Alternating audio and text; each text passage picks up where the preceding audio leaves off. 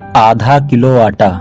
जी हाँ, अगर आप इस कहानी को एक बार ध्यान से सुन लेते हैं तो अगर आप अपने भविष्य की अधिकतर चिंता करते रहते हैं तो आप अपने भविष्य की चिंता करना छोड़ देंगे और अपने वर्तमान में ही खुशी खुशी जीवन व्यतीत करने लगेंगे। यह कहानी है एक सेठ की। एक दिन एक सेठ जी को अपनी संपत्ति के मूल्य निर्धारण की इच्छा हुई। लेखाधिकारी को तुरंत बुलाया गया। सेठ जी ने आदेश दिया, मेरी संपूर्ण संपत्ति का मूल्य निर्धारण कर ब्यौरा दीजिए। यह कार्य अधिकतम 1 सप्ताह में हो जाना चाहिए। ठीक 1 सप्ताह बाद लेखाधिकारी ब्यौरा लेकर सेठ जी की सेवा में उपस्थित हुआ। सेठ जी ने पूछा, कुल कितनी संपदा है? सेठ जी, मोटे तौर पर कहूं तो आपकी 7 पीढ़ी बिना कुछ किए धरे आनंद से भोग सकें, इतनी संपदा है आपकी। लेखाधिकारी बोला।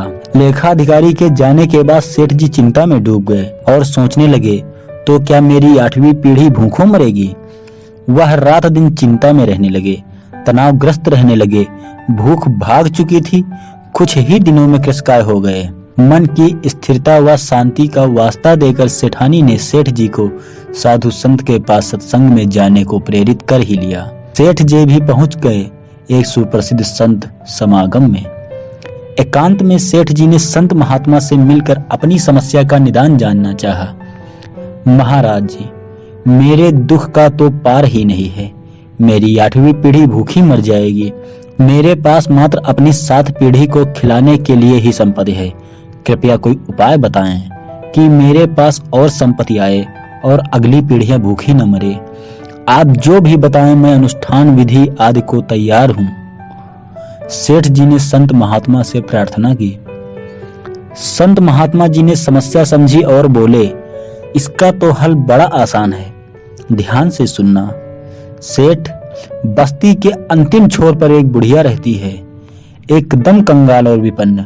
ना कोई कमाने वाला है और ना वह कुछ कमा पाने में समर्थ है। उसे मात्र आधा किलो आटा दान दे दो।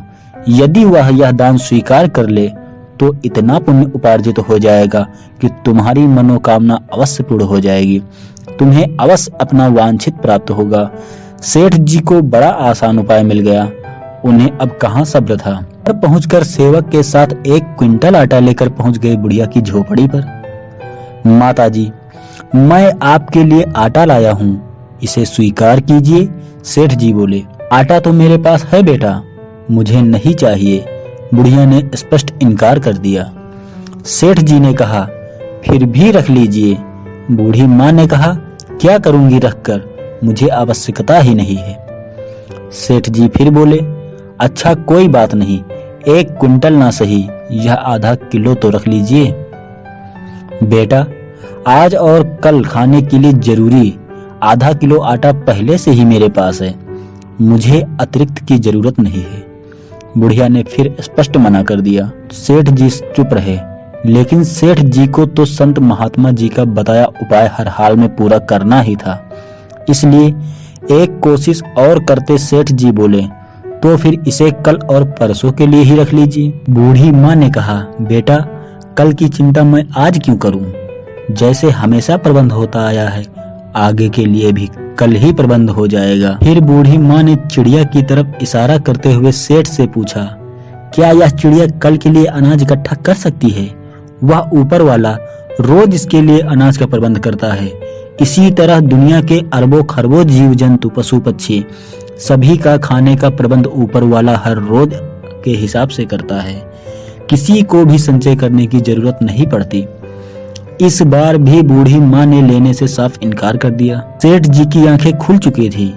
एक गरीब बुढ़िया कल के भोजन की चिंता नहीं कर रही है और मेरे पास अथाह धन सामग्री होते हुए भी मैं 8वीं पीढ़ी की चिंता में क्यों घुल रहा हूँ?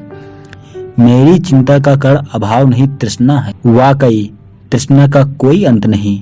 जो प्राप्त है वह पर्याप्त है। जिसका मन मस्त है उसके पास समस्त है।